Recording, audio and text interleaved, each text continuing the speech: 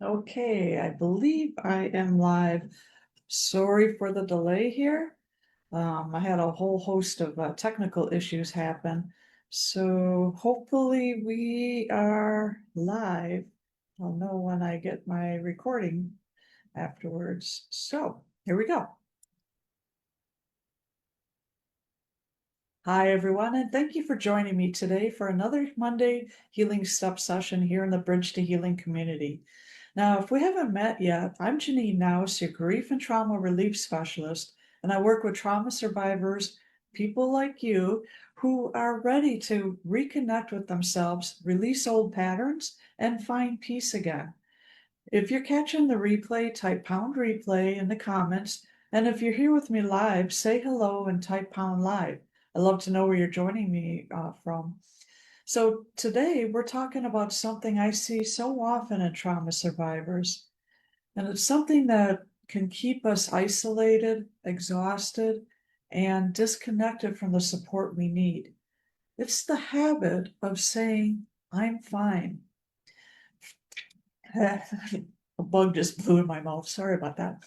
Um, when deep down, yuck, that was nasty. Sorry about that. It's the habit of saying, I'm fine.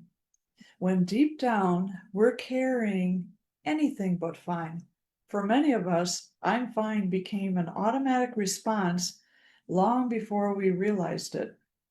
It became a shield, a way to protect ourselves from judgment, avoid vulnerability, and keep people from seeing the depth of our pain. But over time, that shield can start to feel like a cage.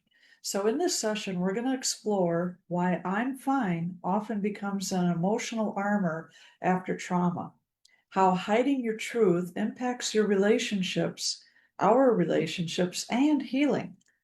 And a gentle way, yeah, got a little part of that bug stuff. Um, and a gentle way for us to be able to begin lowering the armor without feeling unsafe. And by the end, my hope is you'll leave with both compassion for yourself and a practical step you can take to begin letting in more connection and understanding and genuine support.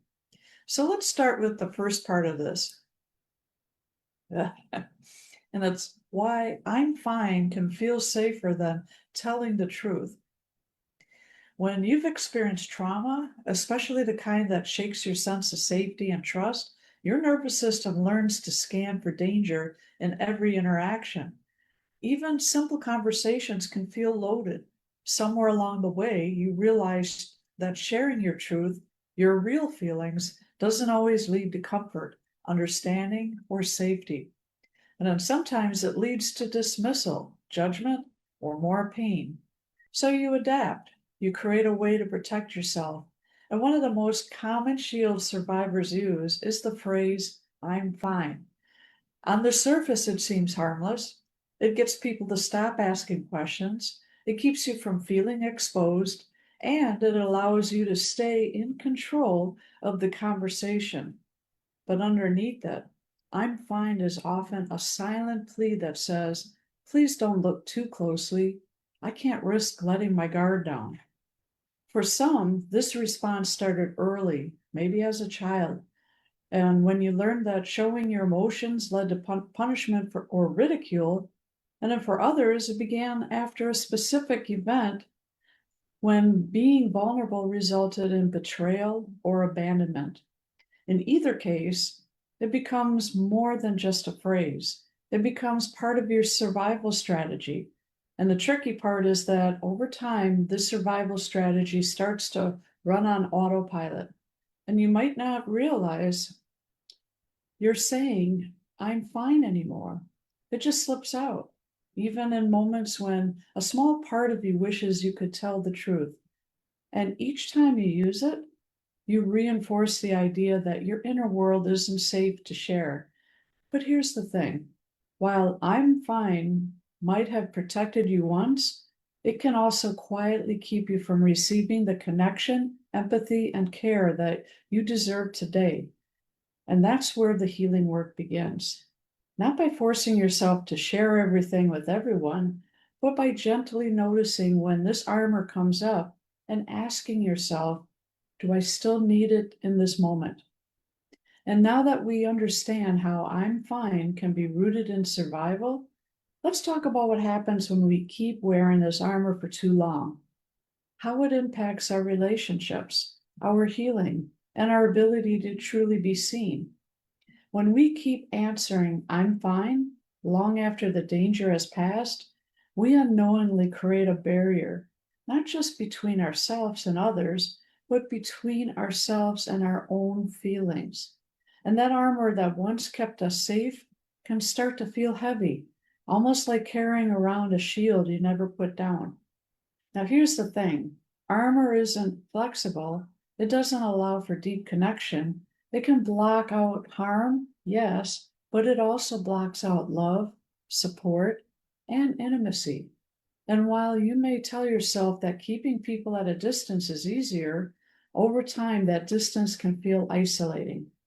In relationships, this can look like friends or family thinking you're strong because you never seem to struggle, when in reality, they don't see the silent battles you're fighting. In work settings, it might mean people rely on you to always have it together, leaving you little room to admit when you're overwhelmed or in need of help. And in your own inner world, it can create a disconnect where you stop recognizing your needs altogether because you've trained yourself to override them. And this isn't about blaming yourself for using this coping strategy. It's about understanding that what once worked for survival may now be quietly keeping you from thriving. And you deserve relationships where you don't have to translate your pain into palatable sound bites. You deserve spaces where your not fine moments are met with care, not criticism. The challenge and the opportunity comes when we begin to notice the weight of that armor and ask, is it serving me anymore? Because while armor can help you survive the past, it can also keep you from fully living in the present. And that's what brings us to our next point.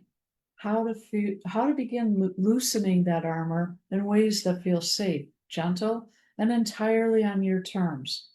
And when you've worn emotional armor for years, maybe even decades, taking it off isn't something you just decide to do. Your nervous system has learned to equate constant readiness with safety.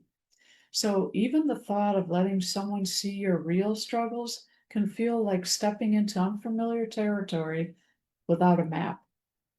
And this is why so many survivors feel conflicted.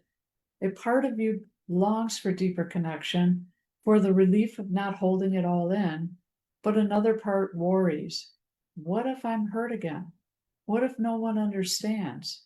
What if my vulnerability is used against me?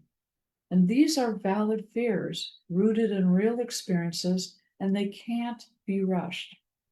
Relearning safety is about pacing yourself and allowing your mind, your body, and your emotions to slowly adjust to moments of openness. It's not about tearing off the armor in one dramatic gesture. It's about loosening a strap here, unbuckling a piece there, and noticing how it feels to breathe without all that weight. Sometimes that might mean sharing a small truth with someone who you trust, then waiting to see how they respond. Other times it could be practicing vulnerability in a journal before trying it in conversation. And sometimes it's simply about letting yourself feel an emotion, even if you don't act on it yet. See, each of these moments teaches your nervous system something new, that not every opening will lead to harm, and that you can take care of yourself even in the moments of emotional exposure. And over time, those small experiments in safety start to build trust in yourself, in your ability to set boundaries, and in your capacity to connect without losing yourself. And here's the beautiful part. The more you allow yourself these gradual openings, the more you realize that you don't have to choose between safety and connection. You can have both, Your armor becomes less of a necessity and more of a choice, a tool you can set down when you're ready, which is exactly what we'll explore next. How to begin this process gently with a simple, practical step you can try right after we finish today's session. And that gentle strategy is called the one layer at a time approach. When you've lived with emotional armor for so long, it can feel like you have to keep it all on to survive. But healing often asks us to experiment with safety in very small, intentional ways, without forcing ourselves to take a leap where we're not ready for. That's where the one layer at a time approach comes in. So here's how it works. So step one, identify a safe enough person or a space. And this could be a trusted friend, a therapist, a grief and trauma relief coach like myself, a support group, or even your own journal. The key here is to start in a place where you feel mostly safe, not necessarily completely fearless, but safe enough to try. And then step two, choose one small truth to share or explore. Instead of diving into your deepest pain right away, choose something that feels personal but not overwhelming. And this could be a recent frustration, a small fear, or even an honest, I'm not okay today. Then step three, notice what happens in your body. Once you've shared or written down this truth, pause and pay attention to your physical response. Do your shoulders tense? Does your chest feel lighter? Do you feel exposed or maybe a tiny bit relieved? These physical cues help you understand how your nervous system reacts to moments of vulnerability. And then in step four, honor your limits. If you feel drained afterward, give yourself time to recover. If you feel empowered, take note. That's your body telling you this space is safe enough for you to keep practicing. The point is to build trust with yourself, not to rip off your armor in one go. And the beauty of this approach is that it respects the part of you that needed the armor while also inviting in the possibility of a different way of being. And each time you remove just one layer, you create space for connection, self-acceptance, and relief. Now let's move on to a journaling prompt to work on a little later today. So here it is. What is one small truth I could share or acknowledge to myself today, and where would it feel safe enough to do so? I'll go ahead and share that again so you can write it down. What is one small truth I could share or acknowledge to myself today, and where would it feel safe enough to do so? Wonderful. What I want you to take from today is this here. Your armor served a purpose, but it doesn't have to be that way. But it doesn't have to be the way you live forever.